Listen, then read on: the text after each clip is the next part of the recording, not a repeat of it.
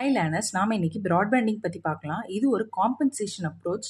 Compensation approach அப்படின்னா நம்ம கம்பெனியில் எம்ப்ளாயீஸ்க்கு எவ்வளோ பே கொடுக்குறோம், அது எவ்வளோ பெனிஃபிட்ஸ் வந்து அவங்களுக்கு தர்றோம் அப்படின்றதெல்லாம் டிஃபைன் பண்ணுறது தான் காம்பன்சேஷன் அப்ரோச்.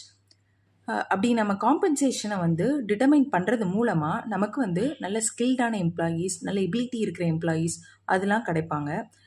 அதுக்கப்புறம் ப்ராட்பேண்டிங் பொறுத்த வரைக்கும் எந்த ஜாப்லாம் சிமிலர் நேச்சரில் இருக்குதோ அதெல்லாம் கன்சாலிடேட் பண்ணிவிட்டு ஒரு சிங்கிள் பே பேண்டு கீழே கொண்டு வருவோம். இங்கே வந்து பே ஸ்கேல் எப்படி இருக்கும் அப்படின்னா லோயஸ்ட் பே டு ஹையஸ்ட் பே அந்த மாதிரி இருக்கும்.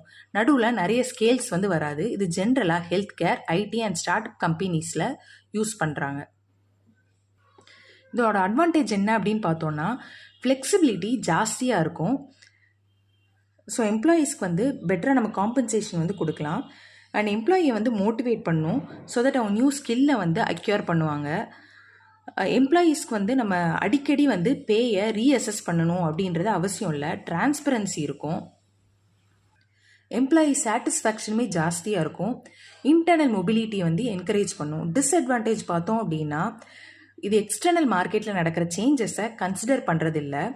ப்ரமோஷன் ஆப்பர்ச்சுனிட்டிஸை ரெடியூஸ் பண்ணுது. அது இன்இக்வாலிட்டி இருக்குமோ அப்படின்ற ஒரு பெர்செப்ஷன் எம்ப்ளாயீஸ் மத்தியில் இருக்கலாம்.